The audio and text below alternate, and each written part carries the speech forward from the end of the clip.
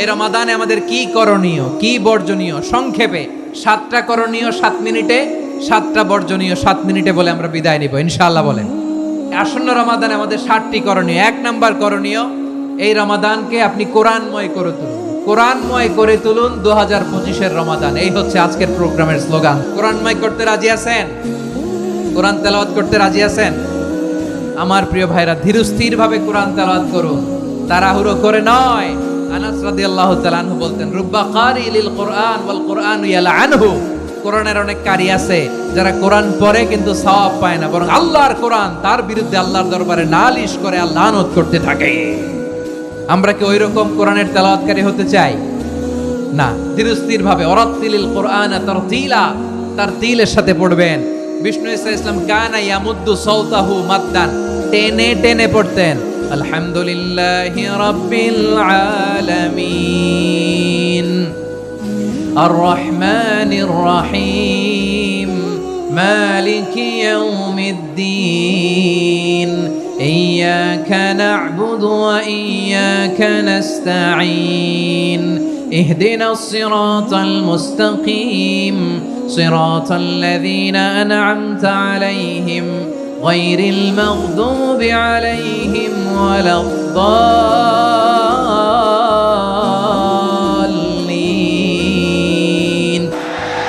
কানা ইয়ামুদ্দু সাওতাহু মাদ্দান, টেনে টেনে পড়তেন।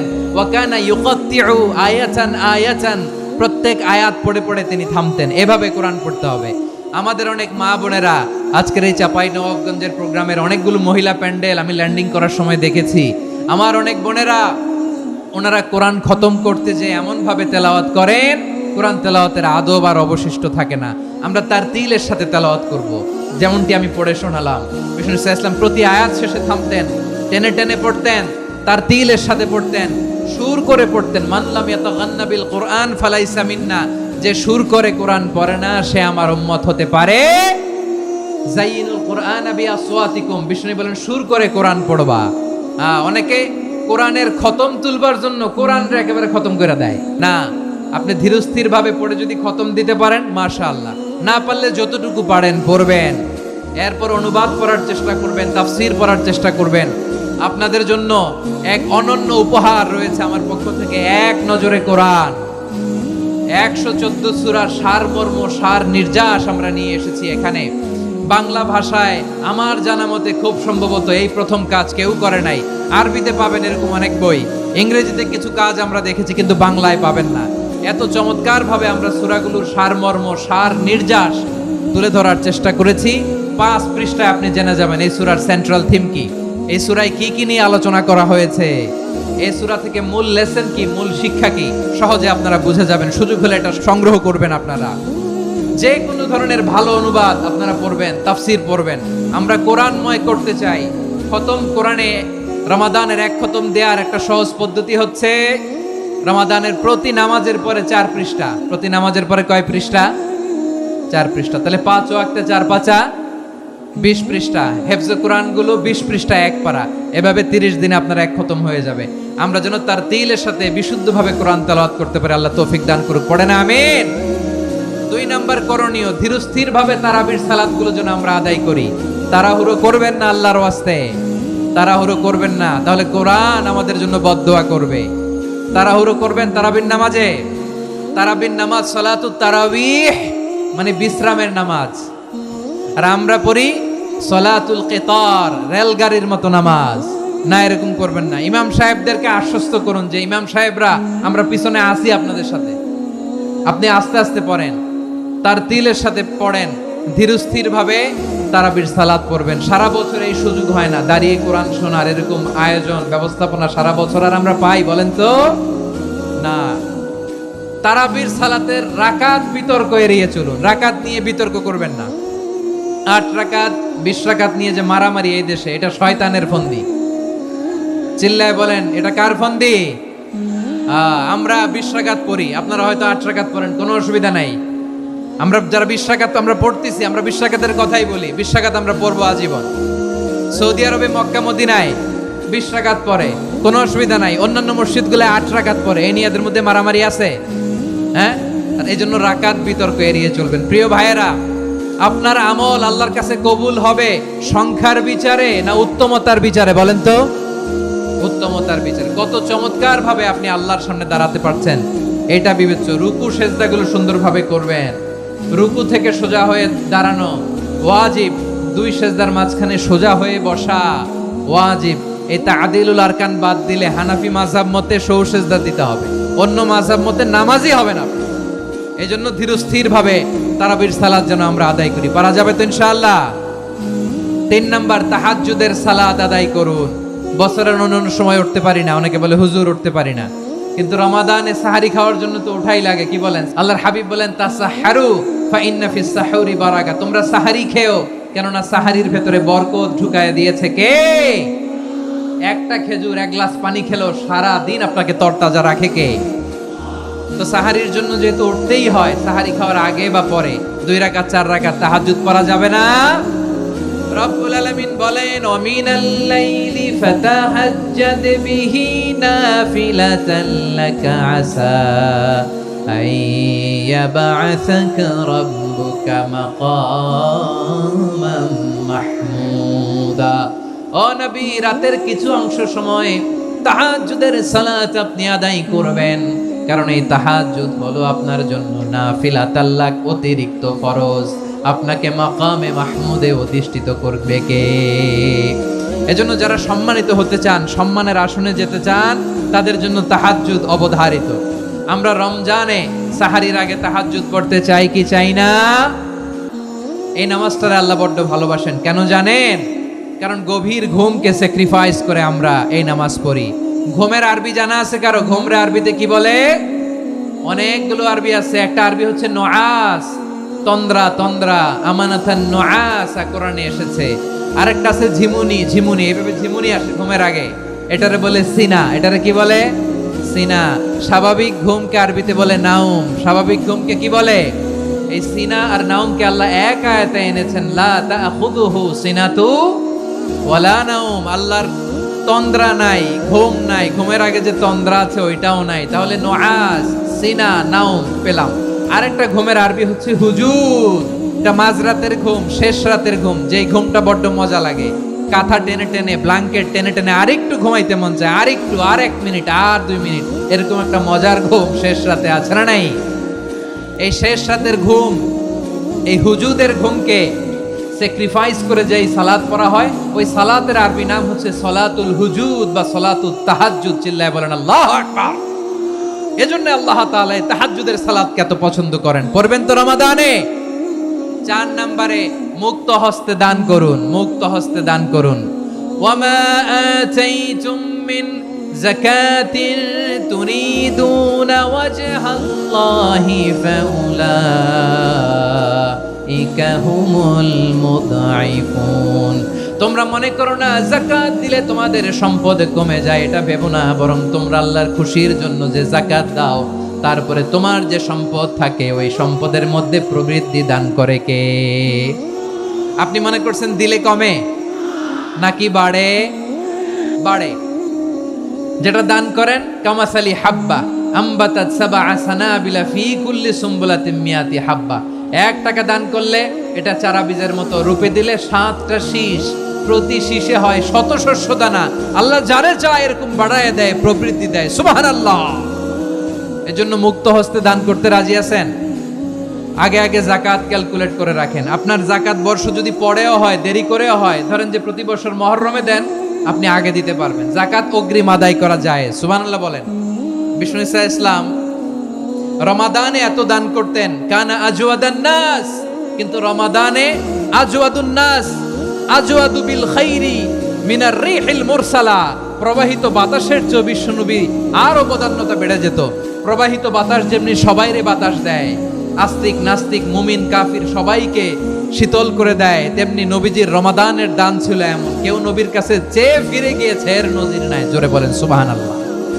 রমাদানে দান করব, ইফতার শেয়ার করব। কাউকে ইফতারি করালে সারাদিন রোজা রেখে তার যে সওয়াব, আপনি ইফতার করানোর কারণে আপনার আমলনামায় ওই সওয়াব আল্লাহ ঢুকায় দিবেন। পড়েন সুবহানাল্লাহ। সাহাবারা বললেন, নবী আমরা গরিব মানুষ, ইফতারি খাওয়ানোর পয়সা নাই। আল্লাহর হাবিব বললেন, ওয়ালাউ বিমাসকাতি লাবান, 1 ঢোক দুধ ওলাও বিতামরা, একটাও খেজুর, ওলাও বিশারবাতিমা, এক ঢোক পানি খাইয়েও যদি কারো রোজা ভাঙাও, তারপরে ওই সওয়াব তোমার আমল নামায় দিবে কে? তাহলে মুক্ত হস্তে দান করুন 4 নাম্বার। 5 নাম্বার হচ্ছে কদর তালাশ করুন। রমজানের সবচেয়ে দামি সময়। বিষ্ণু বলেন, মান হরিমা খাইরাহা ফাকাদ হরিম, যে কদর মিস করলো সে সব মিস করলো, হি ইজ দ্য লুজার। আচ্ছা বলেন, এই বরকতের মাসে আমরা কি লুজার হতে চাই না গেইনার হতে চাই?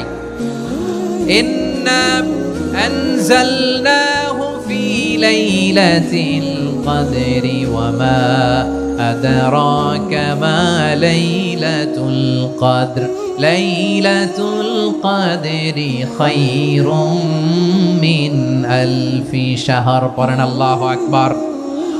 লাইলাতুল কদরি খায়রুম মিন আলফি শাহর, 1000 মাসের চেয়েও সেরা। 1000 মাসে হয় 83 বছর 4 মাস। 83 বছর 4 মাস টানা ইবাদত করলে যেই সওয়াব, কদরের রাতে ইবাদত করলে অতটুকু সওয়াব আপনি পাবেন, আল্লাহ সেটা বলে নাই। আল্লাহ বলে তার চাইতে বেশি সওয়াব দিয়ে আপনার আমলনামা ভরে দিবে কে? কদর যেন মিস না হয়।